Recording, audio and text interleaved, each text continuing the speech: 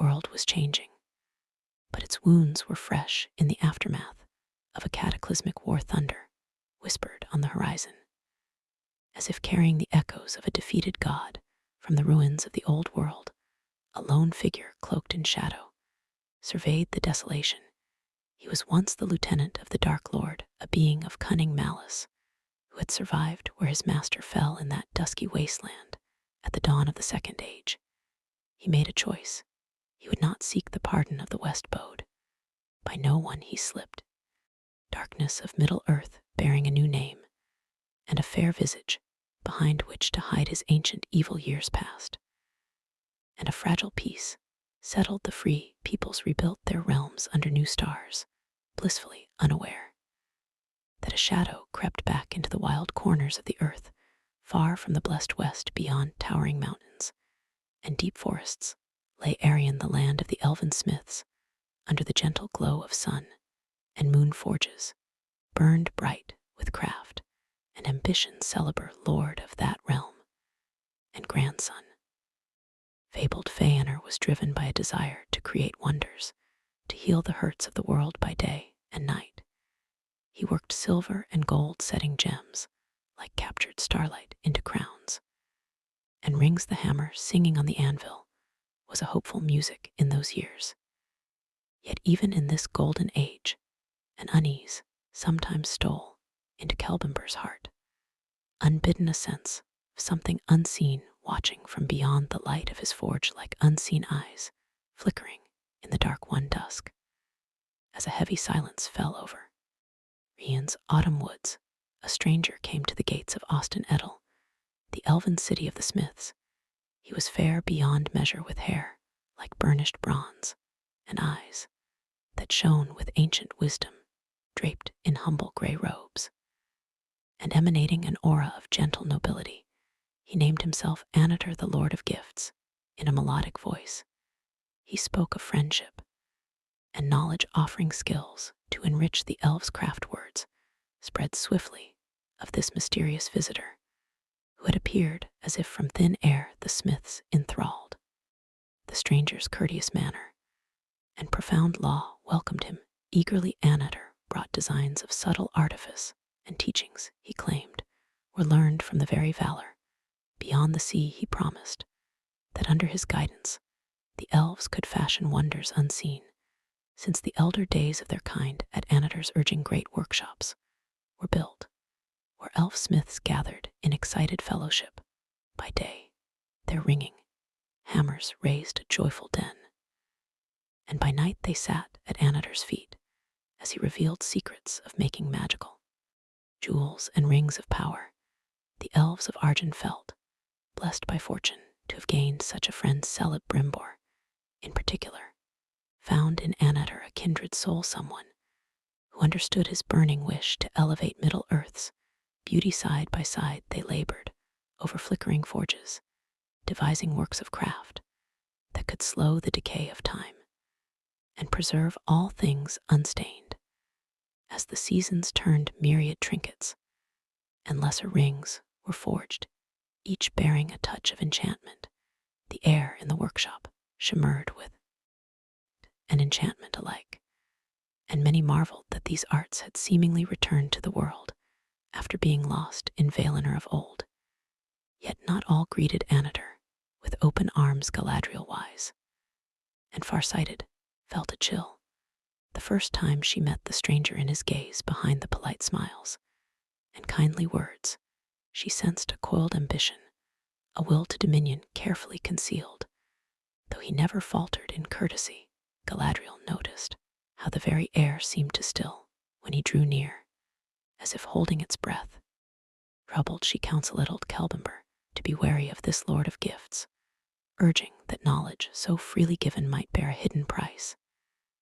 And in distant Lindon, the High King Gilgalad and his herald Eland received word of Anator's coming with grave suspicion.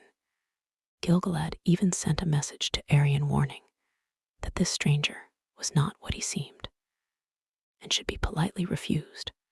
But Celebror, eager for knowledge and blinded by the prospect of elevating his craft, chose to trust in Anator's benevolence. secure in his friendship with the charming stranger Kelbimber, put aside the cautions of his peers Galadriel, seeing that her counsel went unheeded, and sensing darkness on the horizon, departed with a heavy heart to seek refuge elsewhere. Celebrimbor remained determined, and hopeful his realm, now fully open to Annatar's influence.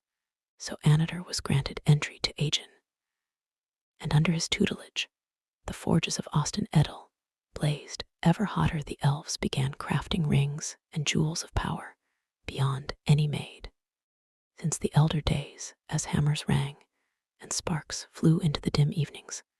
None noticed the brief hungry gleam in the stranger's eyes when he looked upon their handiwork. In secret, Annatar's smile curled ever so slightly into something predatory, a hint of triumph flashing across his fair face. A shadow of great evil had indeed returned, wearing a fair mask, and patiently awaiting its time to strike. Hear me, a darkness approaches in fair disguise. Let not its honeyed words beguile you. The gifts it offers shall bind you to a deadly fate. A shadow from the ancient past has returned with new intent, seeking to ensnare the unwary through cunning and lies. Trust not the pale mask of benevolence, for behind it lurks a great enemy who thirsts to finish what his master began. Even now that darkness stirs beyond our sight, let not your skill be turned to serve his purpose. If you welcome him into your halls, you invite the flame of doom to your hearth. Once you open that door to evil, it will not depart until all you love lies in ashes. The world was changing, but its wounds were fresh in the aftermath of a cataclysmic war. Thunder whispered on the horizon, as if carrying the echoes of a defeated god from the ruins of the old world. A lone figure, cloaked in shadow, surveyed the desolation. He was once the lieutenant of the Dark Lord, a being of cunning malice, who had survived where his master fell in that dusky wasteland at the dawn of the Second Age. He made a choice. He would not seek the pardon of the West Bode by no one. He slipped into the darkness of Middle Earth, bearing a new name and a fair visage behind which to hide his ancient evil years past.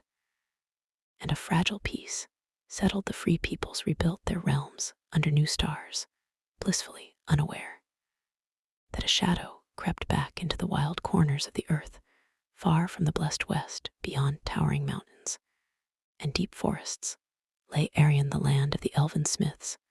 Under the gentle glow of sun and moon, Argent's forges burned bright with craft and ambition. Kelbimber, lord of that realm and grandson of fabled Feanor, was driven by a desire to create wonders, to heal the hurts of the world by day and night.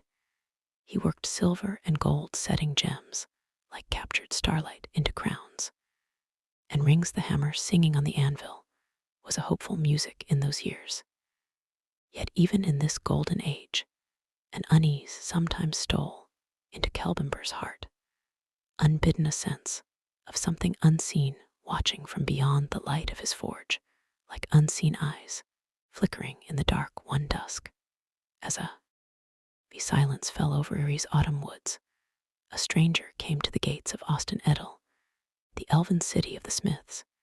He was fair beyond measure, with hair like burnished bronze and eyes that shone with ancient wisdom, draped in humble gray robes and emanating an aura of gentle nobility.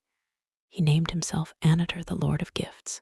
In a melodic voice, he spoke of friendship and knowledge, offering skills to enrich the elves' craft. Words spread swiftly of this mysterious visitor who had appeared as if from thin air. Smiths, enthralled by the stranger's courteous manner and profound lore, welcomed him eagerly. Annatar brought designs of subtle artifice and teachings he claimed were learned from the very valor beyond the sea. He promised that under his guidance the elves could fashion wonders unseen since the elder days of their kind. At Annatar's urging, great workshops were built, where elf smiths gathered in excited fellowship. By day, their ringing hammers raised a joyful din, and by night they sat at Annatar's feet as he revealed secrets of making magical jewels and rings of power. The elves of Argent felt blessed by fortune to have gained such a friend. Celeber, in particular, found in Anatar a kindred soul, someone who understood his burning wish to elevate Middle Earth's beauty. Side by side they labored over flickering forges, devising works of craft that could slow the decay of time and preserve all things unstained. As the seasons turned, myriad trinkets and lesser rings were forged, each bearing a touch of enchantment. The air shop shimmered with heat and enchantment alike, and many marveled that these arts had seemingly returned to the world after being lost in Valinor of old. Yet not all greeted Anatar with open arms. Galadriel wise and farsighted felt a chill the first time she met the stranger. In his gaze, behind the polite smiles and kindly words, she sensed a coiled ambition, a will to dominion carefully concealed. Though he never faltered in courtesy, Galadriel noticed how the very air seemed to still when he drew near. Holding its breath, troubled, she counseled old Celeber to be wary of this lord of gifts, urging that knowledge so freely given might bear a hidden price. And in distant Lindon, the High King Gilgalad and his herald Eland received word of Anatar's coming with grave suspicion. Gilgalad even sent a message to Arion warning that this stranger was not what he seemed and should be politely refused. But Celeber, eager for knowledge and blinded by the prospect of elevating his craft, chose to trust Anatar's benevolence. Secure in his friendship with the charming stranger, Celeber put aside the cautions of his peers. Galadriel, seeing that her counsel went unheeded and sensing darkness on the horizon, departed Argent with a heavy heart to seek refuge elsewhere. Celeber remained determined and hopeful, his realm now fully open to Anatar's influence. So Anatar was granted entry to a region, and under his tutelage the forges of Osten Edhill blazed ever hotter. The elves began crafting rings and jewels, power beyond any made since the elder days, as hammers rang and sparks flew into the dim evenings. None noticed the brief hungry gleam in the stranger's eyes when he looked upon their handiwork. In secret, Anatar's smile curled ever so slightly into something predatory, a hint of triumph flashing across his fair face. A shadow of great evil had indeed returned, wearing a fair mask, and patiently awaiting its time to strike. Hear me, a darkness approaches in fair disguise. Let not its honeyed words beguile. Gifts it offers shall bind you to a deadly fate. A shadow from the ancient past has returned with new intent, seeking to ensnare the unwary through cunning and lies. Trust not the pale mask of benevolence, for behind it lurks a great enemy who thirsts to finish what his master began. Even now that darkness stirs beyond our sight, let not your skill be turned to serve his purpose. If you welcome him into your halls, you invite the flame of doom to your hearth. Once you open that door to evil, it will not depart until all you love lies in ashes. The storm of war broke upon a region with a fury none had imagined. Sauron's forces swarmed the land, a tide of black iron and cruel fire crashing against the walls of Osten Edhill. Orcs howled and ladders clattered against stone as the siege began. Arrows blackened the sky as the elves answered volley with volley, felling many orcs on the ladders. For a brief moment it seemed the defenders might hold. Celeber himself stood atop the battlements, loosing arrows with grim vision around him. The smiths of Ian fought like seasoned warriors, determination etched on their faces. But the enemy was numberless and filled with monstrous strength. Great trolls in heavy armor pounded forward under the cover of siege shields, their massive mauls shattering the city's outer gate. By nightfall sorcery too was at play. Sauron's servants summoned unnatural flame that clung to stone and wood, setting the elven city's towers ablaze. From within, under a billowing red glow, the main gate finally burst. Orcs poured through with triumphant shrieks, flooding the streets. The elves fought desperately sword to sword in the very courtyards, where once they crafted their beautiful rings. Dying screams mingled with war cries, and the roars of beasts. Soon the fair streets of Austin Edel ran with blood, and was strewn with the wreckage of all that the elves had built amid the chaos. Celeber rallied a last stand in the central square, before the house of the Marding, the great workshop, where the rings had been forged. Flames clawed at the sky, casting everything in throbbing orange and black, surrounded by the bodies of friends and foes. Celeber stood defiant. He knew the city was lost, but a grim purpose kept him fighting to buy time for any who could flee westward, and to deny Sauron the remaining rings of power hidden in Aeon. With a shout to his outnumbered warriors, the elven lord charged into the fray, his blade flashing like lightning. It was a valiant effort that ended in tragedy. One by one, Celebor's brave companions fell on him, until he alone remained wounded and weary, hemmed in by a ring of jeering orcs. At last Celeber was overwhelmed. Black spears pierced his mail, driving him to his knees. In that moment, the cruel figure of Sauron himself emerged through the smoke, towering and terrible. The Dark Lord's eyes gleamed with triumph as he looked down upon the ruined elf lord. With iron grip and mocking laugh, Sauron had Cerebrumber bound in chains by Don Aryan. Was a smoldering hellscape. Sauron's banners of the lidless flew over heaps of rubble that had been halls and libraries guided by their masters, while the invading orcs rounded up any survivors cowering in vaults or collapsed cellars. Many wounded elves were slaughtered on the spot. Others were driven weeping before Sauron's throne of war, erected amid the ruins. There, Sauron had Celeber dragged before him, battered and blooded. But unbowed, the Dark Lord's voice slithered with deceptive softness as he demanded the rings of power. Celeber, trembling from pain yet resolute, refused to reveal that the three greatest rings were safely far away. Enraged, Sauron unleashed unspeakable tortures upon his captive. The fallen Lord of Iri was whipped and stabbed, his flesh marred by fire. Yet no cry of surrender passed his lips. With his last breath he cursed Sauron, vowing the Dark Lord would never touch the three in the end.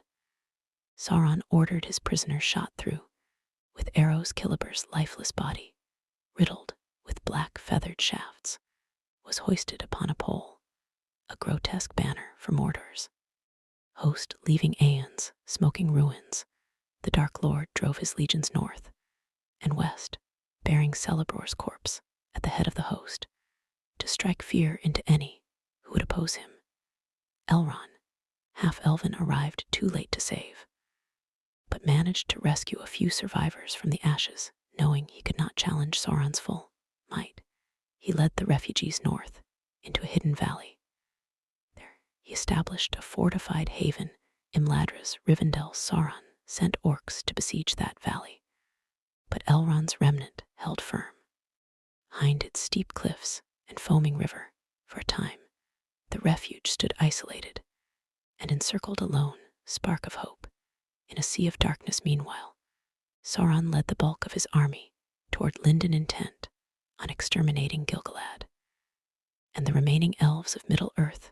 Rank upon rank of orcs, trolls, and evil men tramped westward, burning all in their path. Gil-galad, High King of the Nuller, marshaled everyone who could bear arms to hold the line at the river Lon, by the sea, yet against the limitless horde of Mordor.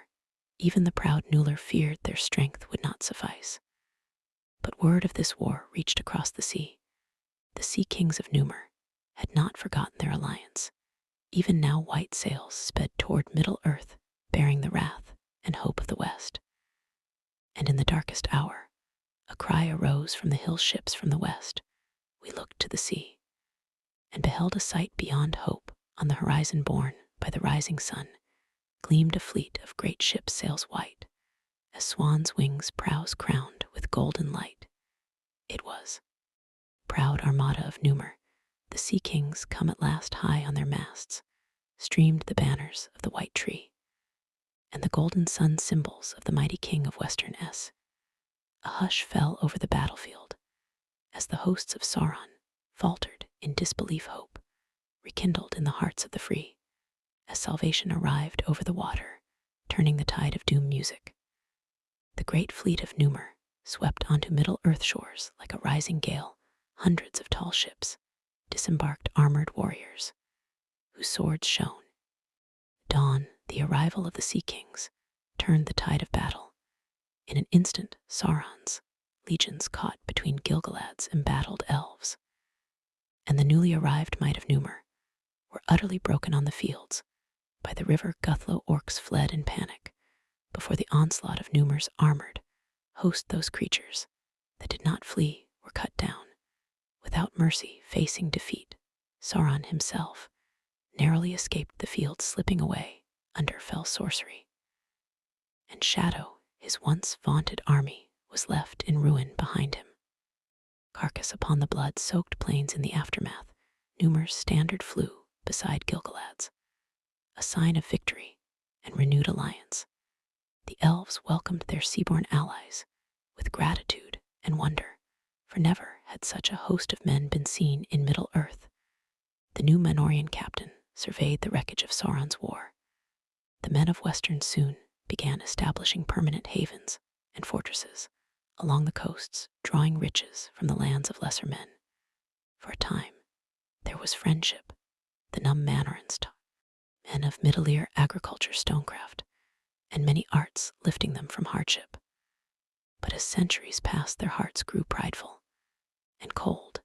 They came not to uplift, but to rule, demanding tribute. The sight of a Num Manorian warship on the horizon began to inspire dread, not hope, in their arrogance. Many Num Manorian lords came to see Middle-earth as their domain, and its people as subjects to dominate. While their power and wealth increased, so too did the shadow upon the Númenorian souls in their western homeland. Far from Middle-ear shores, the mighty kings of Numer sat upon thrones of ivory and gold, yet found themselves restless. Though they knew uncounted prosperity, they could not escape mortality. As their pride grew, so too did their envy of the immortal elves. A creeping fear of death began to gnaw at Numer's rulers. Generations past the reverence Numer once had for the valor, and the elves faded into memory. For most, some of the later kings openly spoke against the ban of the valor, deeming it unfair that the West should keep eternal life to itself. Some kings openly defied the ban of the valor and railed against the doom of death under them.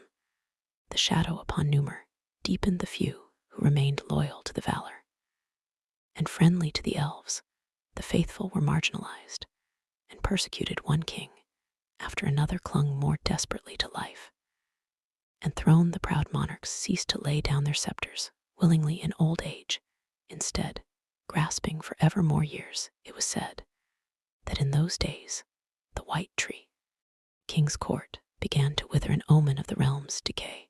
Only Tarpalantir, the penultimate king, tried to repent of these sins. He tended the white tree with reverence and implored his people to humble themselves before the valor once more. But Tarpalantir's efforts came too late to heal the pride of Numer. When he died, his only child, the rightful Queen Muriel, was swiftly forced into marriage by her cousin Ararazin. An unlawful act, claiming the throne for himself, Ararazin usurped her power. Under his golden banner, he proclaimed himself king of Numer in might and splendor unmatched. Pharazon's reign ushered in the final chapter of Numer's story. He was the most proud and powerful of all the kings, and under him, the shadow over Numer deepened to noon.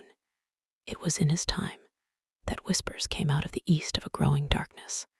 After long silence, Sauron rebuilt his strength in the east. He dominated many tribes of men and began to call himself the king of men, sending emissaries in black robes to demand worship and fealty. These tidings infuriated Ararazan, that any should style himself king of men in defiance of Numer's majesty was an intolerable insult. Thus Ar-Pharazôn resolved to put an end to Sauron's pretensions himself. A great armament was prepared, as never before shipyards rang with the construction of mighty warships, and the forges of Armen Menelaus burned day and night crafting arms and armor for the greatest host ever assembled by men in the year of destiny. Our Pharazôn the Golden sailed from Numer at the head of this awe-inspiring fleet. The armada cast a shadow upon the sea. From horizon to horizon the earth itself trembled when the host of Numer landed on the shores of Middle-earth. Sauron's servants quailed and fled at the sea kings. Approached the Dark Lord's armies melted away into Mordor's hills without a fight. Ar-Pharazôn and his legions marched unchallenged into the Dark Land toward the very gates of Sauron's stronghold. There Ar-Pharazôn halted and demanded that Sauron come forth and swear fealty or be annihilated for a moment. A hush fell over that dark land beneath an ominous sky as the world awaited the outcome of this fateful confrontation. Come forth and behold your conqueror Sauron. Ar-Pharazôn's voice boomed across the plain. Do you grasp now the folly of your pride? I have come with might beyond anything you can withstand. I am Ar-Pharazôn of Numer, king of men, and I command you to kneel. Look upon my legions, and to spare your hosts have scattered like leaves before an iron storm. Swear fealty to me here and now, and I may yet show mercy. But if you refuse, I shall cast down every one of your strongholds and wipe your name from the earth. Not even the Lord of Mordor can escape the wrath of the West. Your time is over. Bend the knee or be broken. Sauron knelt in the dust before Ar-Pharazôn, exactly as the king of Numer had demanded, in the valley of Udun, beneath the ominous shadow of Mordor's mountains. The Dark Lord cast off his pride and bowed low. Those who had expected a fearsome sorcerer were confounded to see a figure cloaked humbly in a black robe, hands raised in apparent submission. Sauron's golden tongue wove supplication and flattery in equal measure. He hailed Ar-Pharazôn as the mightiest of kings, a conqueror even the valor would envy before the assembled Númenórean host. Sauron swore oaths of fealty. Ar-Pharazôn, savoring this moment of absolute triumph, had the Dark Lord bound in chains of gold and brought back as a captive to Numer. Thus, Sauron, Lord of Mordor, came across the sea to the proud island of Numer as a prisoner. But though his body was in bonds, his spirit was unbowed, and his cunning unabridged. From the first steps he took onto the docks of Armenielos, capital city. Sauron's eyes gleamed with secret delight. He beheld a land rich and powerful, ripe for corruption. The king's men of Numer thronged to see the famous captive march through their streets. They expected a monster, yet found themselves strangely disarmed by the prisoner's courteous bearing and melodious speech in Armenal. Sauron was confined within the king's splendid halls as a war trophy. But it was not long before his honeyed words began to work their way into the councils of power. At first Sauron spoke humbly, offering insights into Middle-earth's affairs and providing counsel on governance that intrigued the Númenórean court. The king, surrounded by flatterers and ever hungry for greater glory, found the fallen lord of Middle-earth surprisingly persuasive. With sly wisdom, Sauron began to advise Ar-Pharazôn on matters great and small. He spoke of expanding Numer's influence, further of marvels he could help the king achieve. And while he gave sound counsel in some things, in others he planted seeds. Sauron subtly played upon the Númenóreans' greatest fear, the fear of death, and the waning of their years. Within a few years, the king's attitude toward his prisoner shifted. Ar-Pharazôn moved Sauron from a dungeon to a place at his council table, and finally to a position at his right hand. The Dark Lord, wearing a pleasant viz and silvered tongue, became the king's most trusted advisor to the people of Numer. He presented himself as a humble servant eager to share wisdom. But in private audiences, Sauron began to speak to our Pharazôn of darker secrets on moonless nights, atop the high towers of the king's palace. The captive would spin tales of ancient powers and hidden lore. He poured poison into the king's heart, convincing our Pharazôn that the Valar had lied to men about their gift of mortality. Why? Sauron asked gently. Should the lords of the West keep you caged by death, when life unending could be yours? These words fell like sweet wine on our Pharazôn's ears. The king of Numer, now well into the latter half of his years, listened with growing greed and desperation. Sauron promised him that beyond the circles of the world, there was a power that could deliver men from death's curse. He spoke of Meller, the Great, whom the Númenóreans' forefathers had mistakenly called the Dark Enemy. In truth, Sauron whispered Meller, the secret of eternal life and boundless dominion. The Valar, out of jealousy, had banished Meller from the world and imposed the ban of death on men to keep them weak. Our Pharazôn drank in these lies, his pride and hatred inflamed under Sauron's guidance. The court of Numer began to turn openly against the Valar, and the elves, the faithful few who still remained loyal to the old ways, grew fearful as they saw the king's favor rest entirely with the former enemy of their people. Sauron, once a chained captive, now effectively ruled in all but name from behind the throne. His influence touched every council and command. The next step in his design was to sever Numer's last ties to the West and to direct their worship toward the darkness. In secret conclaves, Sauron instructed Ar-Pharazôn in rituals to honor Meller, offering the king tantalizing visions of power without end. It was not long before Ar-Pharazôn announced a profound new doctrine to his people. The Valar had misled them, and only Meller was the true patron of men who would deliver them from death. This shocking proclamation was met with both awe and dread. Many Númenóreans, already estranged Valar, embraced the king's words, hopeful for any promise of escaping their mortal fate. But the faithful were appalled. In the shadows, they spoke in hushed tones of the evil that had snared their king. Discontent simmered, but Sauron's spies were everywhere, and those who openly opposed the new order often disappeared, never to be seen again. The shadow of Meller fell upon Numer, growing ever darker as the king prepared to reshape the island in accordance with his advisors' fell counsel. "Beware, the doom of Numer draws near," whispered one of the faithful during a secret council. Tar-Palantir foretold that if ever the White Tree should perish, it would mark the end of the king's line, and the island would be swallowed by the sea. Now our king bows to darkness, and the tree stands untended night after night. We see strange smoke rising from the palace, profane rites to a false god. If they move against the White Tree, it will herald the end. The Valar's patience wanes. We must be vigilant, for the hour of doom may be closer than any dare. As Sauron's influence climaxed, Numer was utterly transformed into a kingdom of shadow under the Dark Lord's guidance.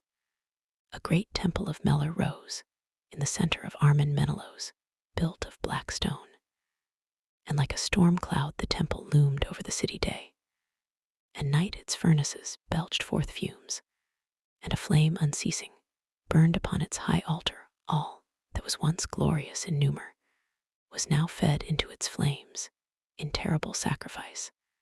At Sauron's behest, King Arazyn himself ordered the felling of the ancient White Tree that stood in the king's court, a living symbol of the grace of the West Axes. He hewed into the pale trunk of Nimloth. As the sacred tree fell, a darkness passed over the sun. The tree's wood was hauled to the new temple and set ablaze as an offering to Meller. The sweet fragrance of its burning wafted through Arminal, turning bitter in the mouths of those who remembered when it had bloomed in happier days. Yet unknown to Sauron, the White Tree was not utterly lost in secret Ildur, and son of Lord Amandil of the Faithful, had resolved to save a Sion of Nimloth before its destruction. Under cover of night, Isildo disguised himself and crept into the cordoned courtyard, where the tree stood under guard with stealth and daring. He clambered into Nimloth's branches and managed to pluck a single fruit that hung pale in the darkness, discovered by guards. As he escaped, Ildilda fought his way out, sustaining grievous wounds from swords and arrows. He barely survived, but he delivered the precious fruit to the faithful from it. A seedling took root in secret, preserving the line of the White Tree, even as Nimloth's ashes were scattered from the temple top. Open worship of Meller now ruled the island. In the sinister glow of the temples, fires, the people of Numer gathered to witness rites that had not been seen since the blackest days of Morgoth, led by Sauron, who cast off all pretense of humility and reveled in his role as high priest. Human sacrifices were offered to the dark god. The victims were most often those of the faithful, accused of treason or blasphemy. Drums echoed in the night, and sickly incense clouded the air as innocents were dragged up the steps of the altar there. Beneath the gaping dome, they were slain with ritual blades and burnt alive in the flames. Their screams rose like a dreadful hymn to the night sky. The populace, increasingly numbed and enthralled by evil, watched in a mix of fear and cruel fervor. On his throne, Ar-Pharazôn looked on with grim approval, bolstering his courage with the promise that these offerings might buy him freedom from death. But no matter how many were sacrificed or how fervently the king's men prayed to Meller, death did not release its grip on the numb Manoran's. Arthur's strength waned as old age crept upon him. At last, terror of death seized the king in his desperation. Spurred by Sauron's unceasing whispers, Ar-Pharazôn turned to the one path that had been forbidden to all men: open war against the Valar themselves. Sauron assured him that the Valar had grown weak and fearful, that if the new Manorans seized the undying lands by force, the ban of mortality would be lifted. Why should the immortal lands not belong to mortal men?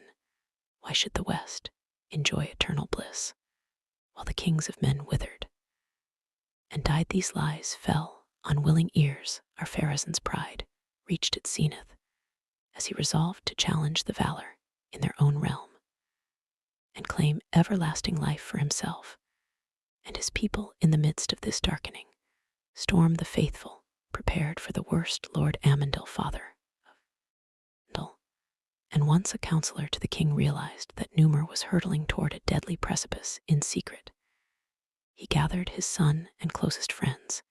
He counseled Elendil to ready a number of ships provisioned and crewed by the faithful, and to be prepared to flee if disaster befell the realm. Amandil, seeking to avert that disaster, then undertook a desperate mission of last resort to sail into the west and begged the Valar for mercy, as Arendil had done in ages past. Late one night, Amandil quietly departed Numer's shores in a small ship.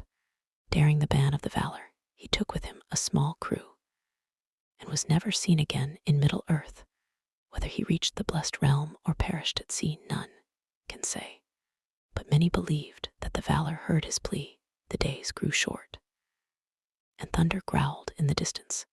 Even when the sky was clear, under Sauron's direction, Ar-Pharazôn mustered the might of Numer for one final enterprise: the great armament to invade the undying shores of Aman. Those few who still retained wisdom were gassed, but their voices were silenced by the fanatical cries of the king's followers. In every shipyard the den of hammers echoed, as wargeas larger than any before were built. The island's forests were felled to timber the proud armada. Hundreds of vessels were arrayed, black-hulled and grim. At last, when all was ready, Ar-Pharazôn spoke to his people from the great harbor of Ramana, clad in black mail. And a horned crown, he declared that the time had come to cast down the deceiving gods. Take what was promised to men, a great cheer, tinged with madness, rose from the assembled hosts. As they boarded the ships, the fleet set sail into the west, gliding over waters that had never before borne so many vessels of war. I watched from the shores. As the king's mighty fleet vanished into the far west, a hush fell over Numer like a funeral shroud. The wind dyed the very air, lay still and heavy, with dread clouds gathered in the distance, shaped like great eagles' wings that slowly blotted out the sun. Animals in the fields grew restless, and even the waves went quiet, as if holding their breath. We who remained stood in silence, our hearts throbbing with nameless fear. It felt as though the world itself cowered on the edge of a great abyss. In that uncanny stillness, I knew deep in my soul that Numer's final doom was about to break. Upon us, our Farahin's great armada sailed boldly into forbidden waters. And at last, the proud king set foot on the shores of Ammon. No army of men had ever before breached the blessed realm. The numb Manarins disembarked in force upon the white sands, unfurling their golden banners under the silent peaks of the Pelori Mountains. But the valor did not come to do battle. Instead, they appealed to a higher authority beyond the world. In that instant, the doom of Numer was wrought far away in Numer. The sky turned as black as midnight. At noon, sudden thunder boomed, and the earth trembled on the western horizon. A vast cloud appeared, shaped like an eagle with wings, spread, illuminated from behind by a raging glow.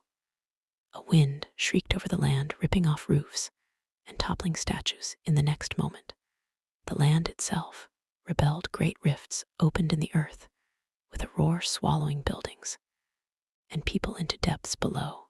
On the shores of Ammon, Ararazin and his warriors felt the ground buckling beneath them. The once movable mountains of the valor shook. The very hills on which the numb Manarins stood were rent or collapsing upon the invaders, our Pharazin.